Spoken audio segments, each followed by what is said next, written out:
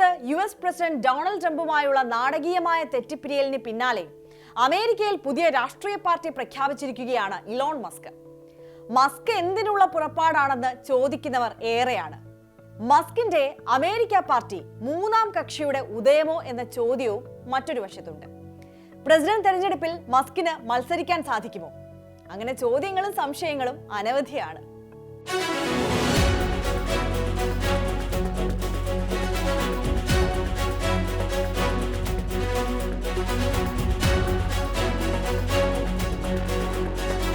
പുതിയ രാഷ്ട്രീയ പാർട്ടിയുടെ ഉദ്ഘാടന പരിപാടികൾക്കുള്ള ഒരുക്കത്തിലാണ് ഇപ്പോൾ മസ്ക് എന്നാണ് വിവരം.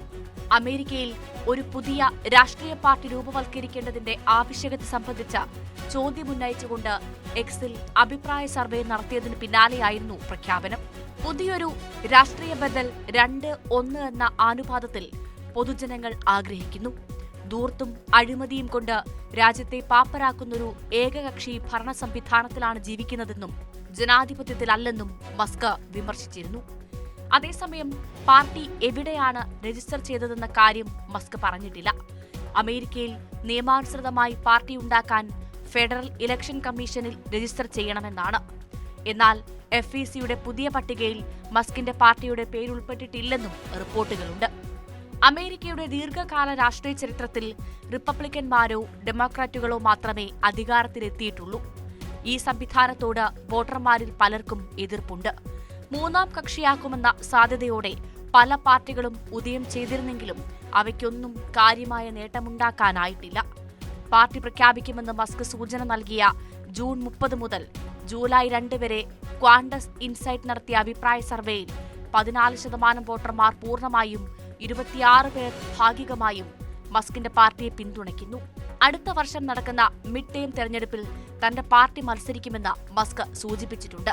പക്ഷേ 2028 പ്രസിഡന്റ് തെരഞ്ഞെടുപ്പിൽ വിജയിച്ചാൽ ജന്മം കൊണ്ട് അമേരിക്കൻ പൗരനല്ലാത്തതിനാൽ മസ്കിന് അമേരിക്കൻ പ്രസിഡന്റ് ആവാൻ കഴിയില്ല.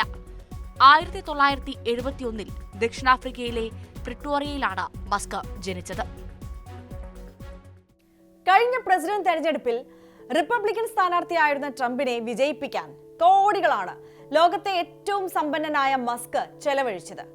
തെരഞ്ഞെടുപ്പിൽ ട്രംപിന് പരസ്യമായി പിന്തുണ പ്രഖ്യാപിച്ചു. ട്രംപിന് വേണ്ടി വോട്ട് ചെയ്യണമെന്നും മസ്ക് അഭ്യർത്ഥിച്ചു. പിന്നീട് അധികാരത്തിലെത്തിയ ട്രംപ് മസ്കിനെ സർക്കാരിന്റെ ഭാഗമാക്കുകയും ചെയ്തു. പിന്നെ എങ്ങനെയാണ് ഉറ്റ ചങ്ങാതിമാരായിരുന്ന ഇവർ പരസ്പരം പോരു വിളിച്ച് ശത്രുക്കളായത്? ഭരണകൂടത്തിലെ കാര്യക്ഷമതാ വകുപ്പിന്റെ തലവനായിരുന്നു ഇലോൺ മസ്ക്. അമേരിക്കൻ ഭരണകൂടത്തിന്റെ ചെലവ് ചുരുക്കാനും കാര്യക്ഷമത വർദ്ധിപ്പിക്കാനും ട്രംപ് പുതുതായി രൂപവൽക്കരിച്ച വിഭാഗമായിരുന്നു ഡോജ്.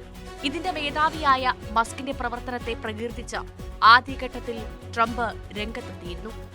എന്നാൽ പിന്നീട് കാര്യങ്ങൾ മാറി. മസ്കിന്റെ ബിസിനസിന് അമേരിക്കൻ ഭരണകൂടം കത്തിവെച്ചതോടെ ഇരുവരുടെയും ബന്ധത്തിൽ വിള്ളൽ വീണു. സർവശ്രേഷ്ഠമെന്ന് പറഞ്ഞ് ട്രംപ് കൊണ്ടുവന്ന ബിഗ് ബ്യൂട്ടിഫുൾ ബജറ്റ് ബില്ലിൽ തട്ടിയായിരുന്നു തെറ്റിപ്പിരിയൽ. പിന്നാലെ ഡോജിന്റെ മേധാവി സ്ഥാനത്ത് നിന്ന് മസ്കിന്റെ പടിയിറക്കം. അറപ്പുളവാക്കും വിധം മ്ലേച്ഛമെന്ന് മസ്ക് ബില്ലിനെ വിശേഷിപ്പിച്ചു. സർക്കാരിന്റെ ചെലവ് ചുരുക്കൽ ലക്ഷ്യമിട്ട് ഡോജ് നടപ്പാക്കിയ പരിഷ്കാരങ്ങളെ അട്ടിമറിക്കുന്നതാണ് ബില്ലെന്നും അത് അമേരിക്കയുടെ ധനക്കമ്മിയും പൊതുകടവും വർദ്ധിപ്പിക്കുമെന്നുമാണ് മസ്കിന്റെ വാദം. വൺ ബിഗ് ബ്യൂട്ടിഫുൾ ബിൽ പാസാക്കി ഇലക്ട്രിക് കാറുകൾക്ക് നൽകി വരുന്ന ഇളവുകളും പുതിയ ബില്ലിലൂടെ എടുത്തു കളഞ്ഞു. ഇത് മസ്കിന്റെ ഇലക്ട്രിക് വാഹന വ്യവസായത്തിൽ വലിയ നഷ്ടത്തിലേക്ക് നയിച്ചു. സാമ്പത്തിക തട്ടിപ്പ്, കുട്ടികളെ ലൈംഗികമായി ചൂഷണം ചെയ്ത കേസ് എന്നിവയിൽ പ്രതിയായ ശതകോടീശ്വരൻ ജെഫ്രി എപ്സ്റ്റീന്റെ കേസ് ഫയലുകൾ സർക്കാർ പരസ്യപ്പെടുത്താത്തത് ട്രംപിന് എപ്സ്റ്റീനുമായുള്ള ബന്ധം കൊണ്ടാണെന്നുവരെ മസ്ക് ആരോപിച്ചു. ബില്ലിന് അനുകൂലമായി വോട്ട് ചെയ്യുന്ന റിപ്പബ്ലിക്കന്മാരെ അടുത്ത തെരഞ്ഞെടുപ്പിൽ പരാജയപ്പെടുത്തുമെന്നും പരസ്യമായി വെല്ലുവിളിച്ചു. വേണ്ടിവന്നാൽ മസ്കിനെ നാടുകടത്തുമെന്നും സർക്കാർ സബ്സിഡിയില്ലെങ്കിൽ കടപൂട്ടി മസ്ക് സ്വന്തം നാടായ ദക്ഷിണാഫ്രിക്കയിലേക്ക് മടങ്ങേണ്ടി വരുമെന്നും ട്രംപ് തിരിച്ച് ഭീഷണി മുഴക്കി. ഒടുവിൽ അമേരിക്കയിൽ പുതിയ പാർട്ടിയുടെ ഉദയത്തിലേക്ക്.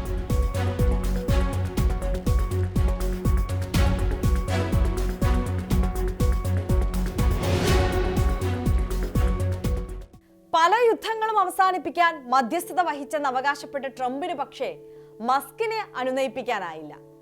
വെല്ലുവിളിച്ചതുപോലെ പാർട്ടി പ്രഖ്യാപനമൊക്കെ കഴിഞ്ഞു. ഇനി രണ്ട് പ്രമുഖ രാഷ്ട്രീയക്കാർ തമ്മിലുള്ള പോരാട്ടത്തിലേക്കാണ്.